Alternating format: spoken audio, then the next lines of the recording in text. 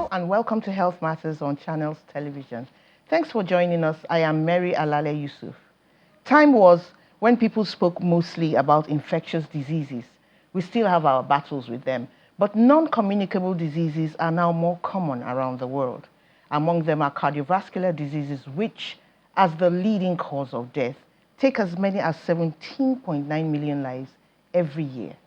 Statistics in Nigeria are murky, no thanks to insufficient data, but experts say the figures are on the rise.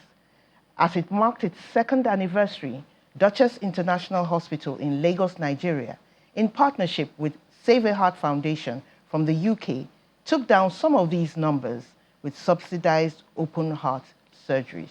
Watch this. In this conference, members of Duchess Hospital and Save a Heart Foundation are announcing greatly subsidized open heart surgeries, even though many have already been performed. The candidates were selected after a bit of sleuthing. Dr. or Professor Bode Falashe and I, many months ago, hatched a plot to create what we called a public service waiting list initiative. And that really is what is at the heart of all of this. The principle of that was that we decided that it would be reasonable for us to consider a plan that would bring individuals in the public sector who have been waiting for life-saving heart surgery, some for months, years in some cases, into the private sector, okay, so they can benefit from the wonderful facilities that we have here.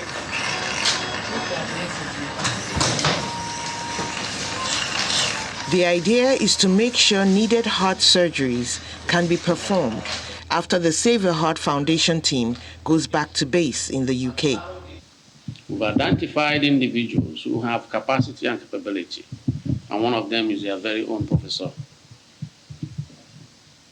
Falashe. He was among those that we brought first to Ireland to train, and he yielded fruit because he came back. And it's one of the 3 units in the public hospital that's able to do continuous, sustainable cardiac surgery in Nigeria. Open heart surgery is a procedure used to treat heart diseases caused by congenital factors, inappropriate diets, and high blood pressure, among other things. Some beneficiaries of open heart surgery testify of an improved quality of life. I want to say thank you for a second chance because I know this is a new phase for me. I'm active and my engine has just been repumped, revamped. They also confirmed they receive top-notch service at a third of what it would cost in a private hospital setting and less than some public hospitals. The chairman of Reddington Group of Hospitals, Dr. Adeyemi Onobowale, is delighted that capacity has been transferred to local talent. The fact that the heavy lifting in these surgeries were done by Nigerians that are local. And we have to thank you for this transfer of knowledge and skill. This is what we need in Nigeria today. If we take one thing home, please spread the word. There is cardiac surgery in Nigeria, and it is affordable. The initial intent was to perform 10 procedures, but so far, more than twice that number have gone successfully under the knife, and the surgeries continue. Duchess plans to continue harnessing the power of collaborations with public hospitals and non-profit organizations like Save a Heart Foundation to bring world-class care to people at an affordable price. Mary Alale Yusuf, Channels Television News. And joining me right now in the studio is the Chief Executive Officer of Duchess International Hospital, Dr. Tokunbo Shitabe. Mary, nice to have you. Thanks for having me. Thanks for having me. It's been 2 years now. It has indeed. And congratulations on your second year anniversary. Thank you. What made you choose open heart surgery? Right. The reason we decided to focus on our open heart surgery program is because there is a significant burden of cardiac disease in society. You said in your introduction that there is a shifting burden from acute infectious diseases to chronic diseases. In many ways, open heart surgery or cardiac disease is the culmination of much cardiovascular disease, hypertension, diabetes, structural heart disease. Much of it ends up really with the kinds of heart problems that require that you actually open up the heart and conduct some amazing work inside to repair that very important structure. So for the sake of some of us who don't know what open heart surgery is, could you describe it? Right, okay. Well, as the name implies, open heart surgery requires that in order to treat certain structural diseases and conditions affecting the heart, it becomes important to open up the heart, stop the heart so that treatment can occur. In order to do that properly, it will be important, of course, to bypass the heart. So that requires that you have some very complicated machinery, a machine called a heart-lung machine, which will effectively take over the work of breathing and circulation that the heart and lungs will do. So the processes of the heart continue, absolutely, even though you stopped the heart. Absolutely. So it's non-beating heart surgery, but the heart-lung machine takes over to ensure that those essential organs and tissues continue to receive the perfusion of blood and oxygen that they require so they can continue to function. And that happens throughout the period in which the heart is being worked upon. And it may well be that it's a heart valve that's been replaced or a tumor that's been worked on, removed on the inside of the heart. And throughout that period, the heart-lung machine is serving the function that the heart would normally have performed. And that gives you a very good idea of the extent of personnel and expertise you will require in the theatre. So apart from the open heart surgeons, it'll be very important to have specialized cardiac anesthetists in theatre, a specialized perfusionist who will do the work of looking after the heart-lung machine and perfusing the organs, specialized intensive care nurses for when the patient is discharged, leaves the theatre and goes into the cardiac intensive care, and of course, specialized theatre nurses. So it's a real collaborative effect. You've really done a good job of harnessing some talent there. Oh yes, absolutely. Open heart surgery stretches the systems and structures that exist within a hospital. It's not possible to perform it, let alone successfully, if you haven't got a team, well-oiled machinery working together, and complicated infrastructure and technology that we have at the Duchess. At the Duchess in particular, all of our cardiac facilities are on the same floor. So we have a dedicated cardiac theatre, dedicated cardiac intensive care unit. Just across the line from there is the cardiac catheterization suite as well. So everything we need for open heart surgery and also non-invasive procedures in the cath lab are on that floor at the Duchess. How many of these open heart surgeries, I mean, since you started this program, how many have you done? You know, you started wanting to do 10. So how many have you done now? Well, actually, the story goes way back. One of the things we decided to do when we opened 2 years ago was to ensure that we have a safe and sustainable service. So we have rolled out our services gradually. So about a year ago, we decided to focus on the cardiac program on the 5th floor. We started then with what we called our waiting list initiative in collaboration with the Lagos State University Teaching Hospital. And we performed 12 open heart surgery procedures in that initiative, and then went on to do another 5 cases, and then last week another 9. So in total, we have performed 26 open heart surgery procedures over the last few months. There's another 2 next month. Next week, actually. But what's really, really interesting is that a significant number of that 26 have actually been people we have taken off the waiting list in public hospitals from all around the country. I want to ask about that waiting list. Why is it so long? Don't they have specialists there? Okay. Well, there are about 10 or so cardiac surgeons actively performing heart surgery in this country. Oh It's my. nowhere We near. can count them. Yeah, absolutely. I think the usual suspects, we know them. It's nowhere near what is required for a population of 220-ish million people, particularly in a chronically underfunded healthcare system, as we have in this country. But then again, the burden of disease, as we've discussed, is incredibly high. So it is a very, very important initiative to focus upon.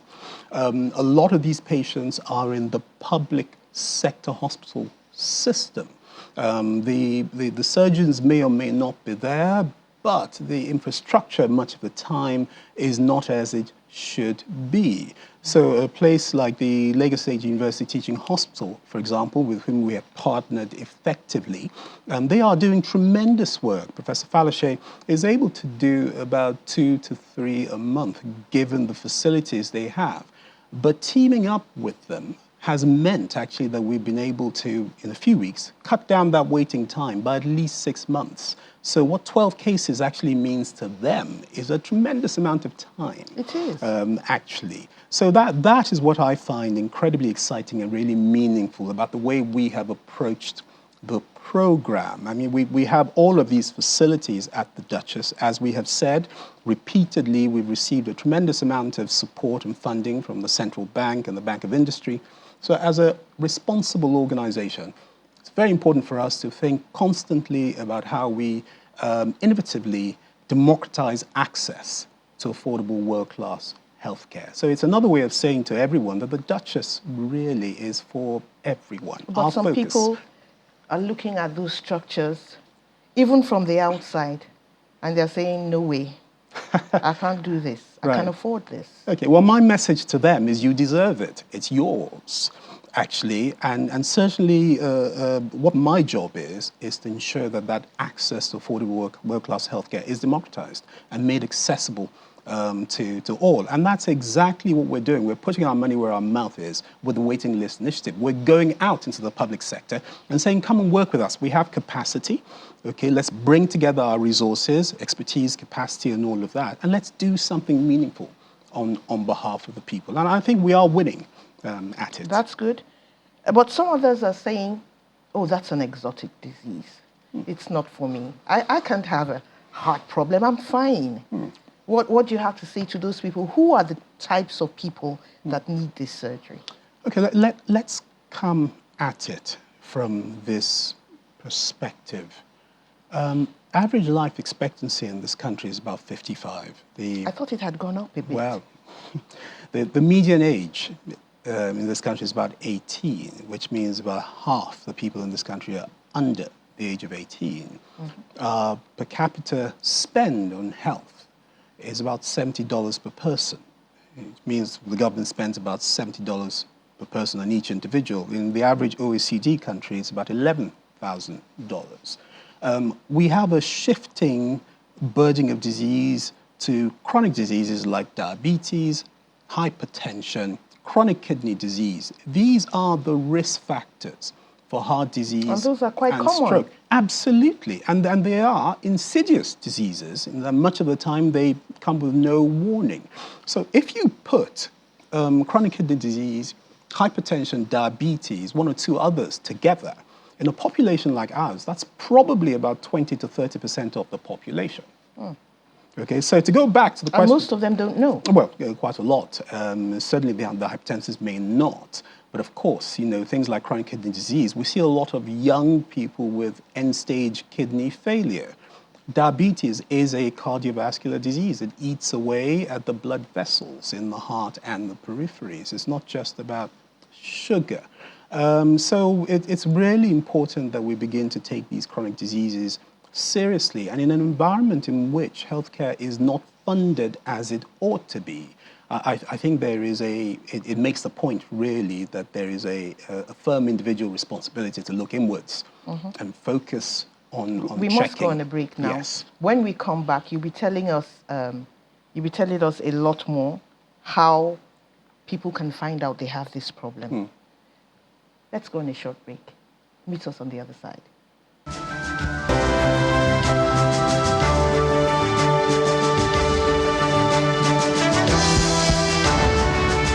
Matters, and we are talking about heart health with Dr. Tokunbo Shitabe.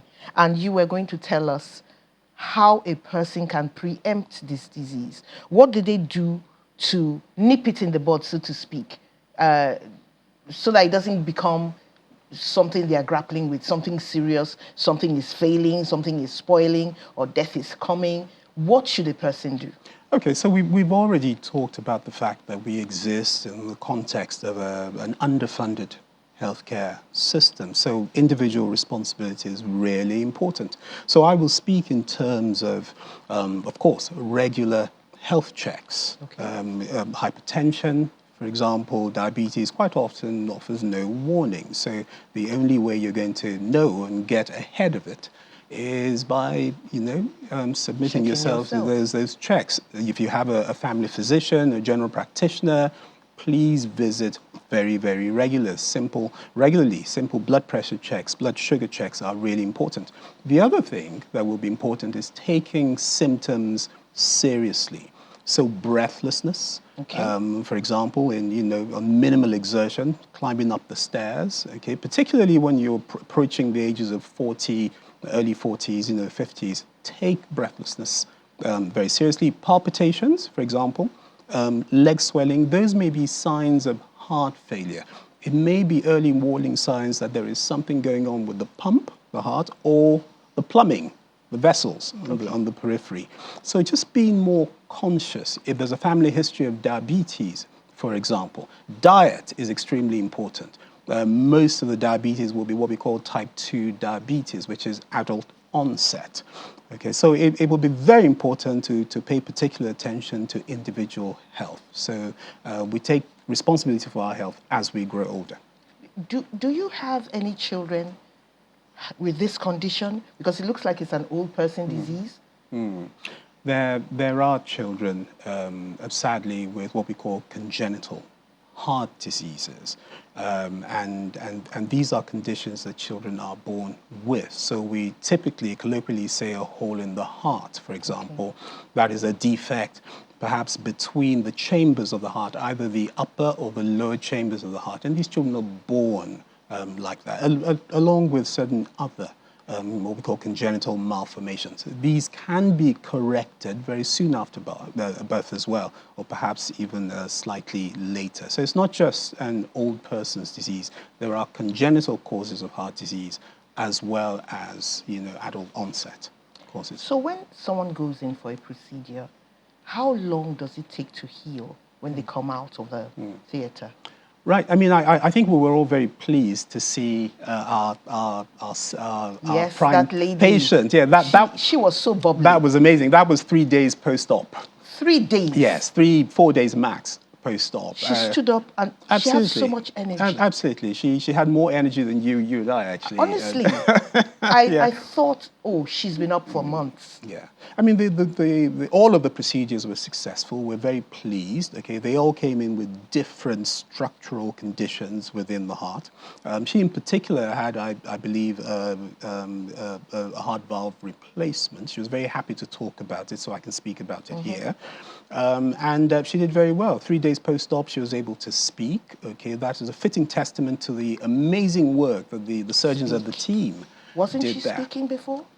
No, of course she was speaking, but she was able to speak with such energy and such vibrancy. Yes. That is not to say, of course, that she would go running a marathon the next day. There still is. But what I'd like to ask is, can she remain this bubbly for the rest of her life? She's okay? Yeah, there's no reason why not. She's had an artificial heart valve. It's fixed. Of course, there are certain precautions that we will need to continue to take. Over the next couple of weeks, of course, let's remember there is a wound, there's a scar. We've actually cut right through the breastbone in order to open up the heart, see the heart, stop the heart, open it up and fix. Okay, it's major surgery she's had. But as she said, I believe she said, "I've got my life back." She said she has her verve. Yeah, absolutely. She's full of energy. Absolutely. I couldn't. You and I couldn't have put it better. 3 days post-op. Yeah, 3-4 days post-op. Wow. Yeah, that's right. Amazing team effort. Has anybody ever I wasn't in theatre, by the way. Okay. Has anybody ever come to you and you had to tell the family that they waited too long? Sadly, it is the case. It is the nature of healthcare, not just with heart disease.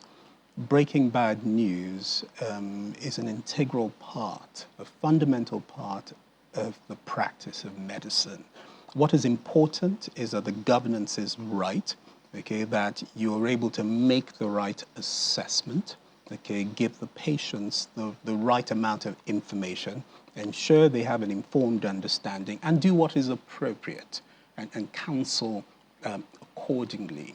It is not good medical practice to begin to embark upon procedures that will not yield or prolong the quality or extent of life. We are partners with our patients. Very important that we are truthful. Again, that we give them the best chance of survival. Excuse me. And of course, you've told me that there are some factors that cannot be helped. One of them is age. Yes. Are there others? I don't think you and I can do very much about age. Are we talking about risk factors for heart disease and stroke? That cannot be changed. Yeah, I mean, cannot be worked on. I mean, age is it comes to mind. However, I think what's even more important is that we focus on those risk factors that we can do something about. 70% of diabetics who die. Excuse me. Sorry, would you like some water? 70% of diabetics who die of heart disease and stroke. Adult onset diabetes is something we can do something about. It is a major problem. It comes down to diet, activity. Those are things we can do something about. Chronic kidney disease as well. Hypertension, yes, there is something called essential hypertension that... if I remember correctly, hypertension that you don't have a clue how it came. Well, essential hypertension happens with age. It doesn't mean that it needs to happen, but if you think about the heart as a pump and the blood vessels as your plumbing, it's you could get some furring on the inside of the blood vessels, the plumbing that raises the pressure. But a lot of that again can be helped by good diet, exercise, paying attention to health, regular checks, okay, very important. Finally, in 30 seconds, if you can, you came here saying you wanted to reverse medical tourism. Yes. How has that gone? Well, I would like to think that we are winning. The key, the essential ingredient there is trust. We set about trying to win the trust of Nigerians. We're a collaborative project. We want to bring our boys and girls back home from abroad. We want to give people the benefit of this wonderful infrastructure and expertise that we have. And constantly what we're hearing from Nigerians now is, we don't have to go abroad. We don't have to go anywhere else. And by the way, it's not just us. We're saying, don't go to Dubai, stay at home, come to the Duchess, go to Evercare, go to First Cardiology. We work together. We need many more. There needs to be at least 50 Duchess hospitals. So the more the merrier. Long may it continue. Thank you so much for coming. Congratulations again. Thank you. Thank you very much, Mary. Thank you for staying with us. And I hope you learned a thing or two. Just do a checkup. Have a lovely day. I'm Mary Alale Yusuf.